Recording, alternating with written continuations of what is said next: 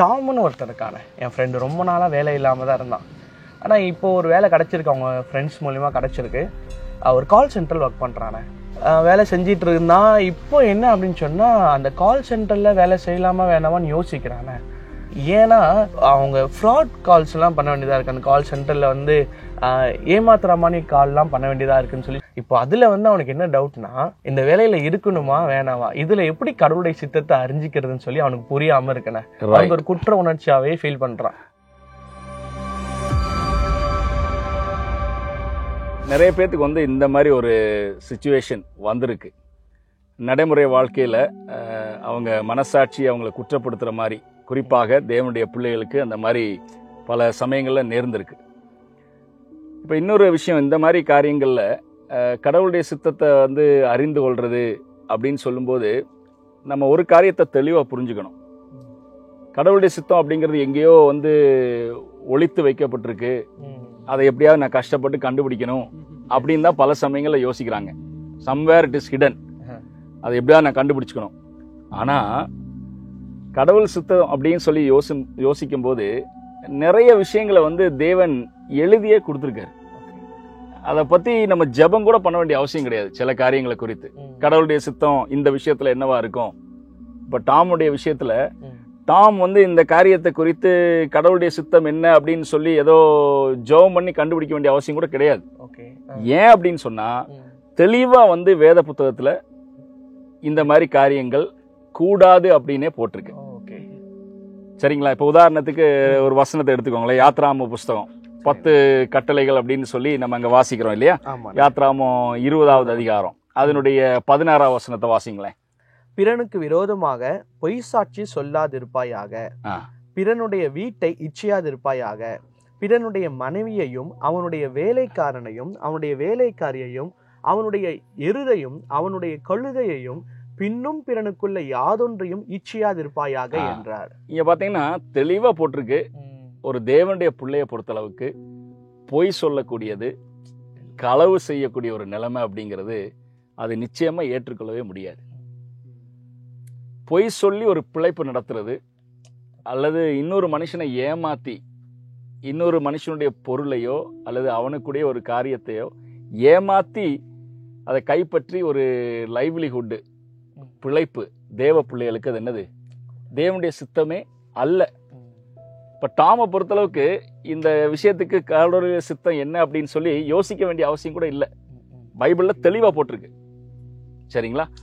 இப்போ இந்த மாதிரி இன்னும் ஒரு சில விஷயங்கள் சிச்சுவேஷன்ஸ் இருக்குது. இப்போ உதாரணத்துக்கு சில சமயங்களில் வந்து எங்கிட்ட கேட்டிருக்காங்க, அண்ணே நான் ஒரு பொண்ணை லவ் பண்ணுறேன், அந்த பொண்ணு வந்து பிலீவர் இல்லை, ரட்சிக்கப்படாத ஒரு பொண்ணு, ஆனால் கொஞ்சம் கொஞ்சம் வந்து பைபிள்லாம் வாசிப்பா, சர்ச்சுக்கெல்லாம் கூப்பிட்டா வருவா, ஒருவேளை அந்த பொண்ணை நான் வந்து கல்யாணம் பண்ணிக்கலாமா, இதில் வந்து நான் வந்து தேவனுடைய சித்தம் ஒருவேளை இருக்குமா அப்படின்லாம் சொல்லி கேட்பாங்க. இது தேவனுடைய சித்தமாக இருக்கவே வாய்ப்பு இல்லை. ஏன்னா வேத புத்தகத்தில் தெளிவாக நம்ம வாசிக்கிறோம், அந்நிய நுகத்துல இணைக்கப்படாம இருக்கணும் அப்படின்னு சொல்லி நம்ம தெளிவா வாசிக்கிறோம். 2 கொரிந்தியர் 6:14 வசனத்தை வாசிங்களேன். 2 கொரிந்தியர் 6வது அதிகாரம் 14வது வசனம். அந்நிய நுகத்திலே அவிசுவாசிகளுடன் பிணைக்கப்படாது இருப்பீர்களா? அவிசுவாசிகளோடு பிணைக்கப்படாமல் இருப்பீர்களாக தெளிவா போட்டிருக்கு. So there is no question at all. இப்ப தெளிவா வேத புத்தகம் போட்டிருக்கிற விஷயத்துல போட்டிருக்கிறத அப்படியே ஃபாலோ பண்ணிட்டு போங்க. அதை விட்டுட்டு இதுல வந்து தேவனுடைய சித்தம் எனக்கு ஸ்பெசிஃபிக்கா வேற ஏதாவது சொல்லுவாரா? ஆண்டவர் வந்து ஏற்கனவே பைபிள்ல தெளிவா வெளிப்படுத்தி இருக்கிற விஷயத்துக்கு மாறாக அவர் எதையுமே என்ன செய்ய மாட்டாரு, தனிப்பட்ட விதத்துல நீங்க செஞ்சுக்கலாம்ப்பா அப்படின்னு சொல்ல மாட்டாங்க. எக்ஸப்ஷனல் கேஸ் மாதிரிலாம் அவர் சொல்ல மாட்டாரு.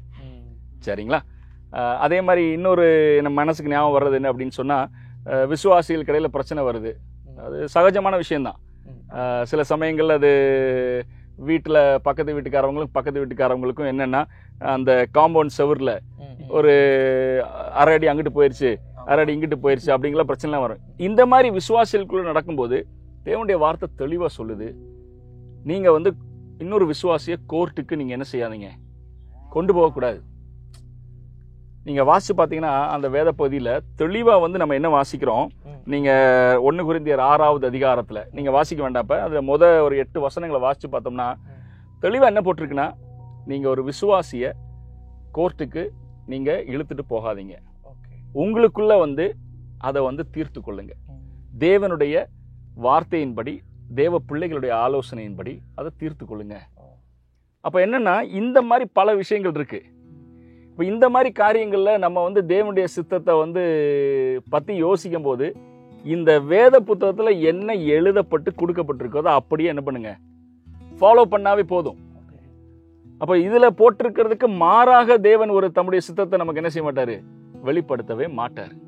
இப்போ டாமை பொறுத்தளவுக்கு என்னன்னா, என்னுடைய ஆண்டவர் சொல்றாரு இந்த மாதிரி தொழில் எனக்கு வேலைக்கு ஆகாது. அப்ப அந்த ஆண்டவரை நம்பி அவருடைய கோட்பாடுகளை கடைபிடிப்பதற்காக அவரை நம்பி எனக்கு இந்த வேலை வந்து போனாலும் பரவாயில்ல, கொஞ்ச நாள் காலம் காத்திருந்தாலும் பரவாயில்ல, ஆண்டவர் எனக்கு வேறொரு வேலையை கொடுப்பார் அப்படின்னு சொல்லி நம்பணும். அதுதான் வந்து தேவனுடைய பிள்ளைகள் எடுக்க வேண்டிய ஒரு ஸ்டாண்டு. நீங்க நம்புறீங்களா இல்லையா? நிச்சயமா ஆண்டவர் உதவி செய்வார் இல்லையா?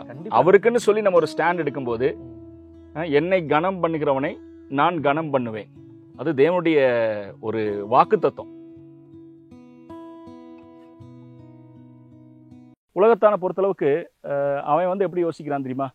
அதாவது எந்த காரை வாங்கினா வந்து நான் வந்து வெளியே வந்து மற்றவங்களுக்கு முன்னாடி ப்ரைடை காட்டலாம், நான் எவ்வளோ பணக்காரன் அப்படிங்கிறது மற்றவங்களுக்கு காட்டலாம். அதே மாதிரி எந்த வேலைக்கு போகணும், எந்த வேலை அதிகமான சம்பளத்தை கொடுக்குமோ அந்த வேலைக்கு போகணும், இப்படித்தான் யார் யோசிப்பா?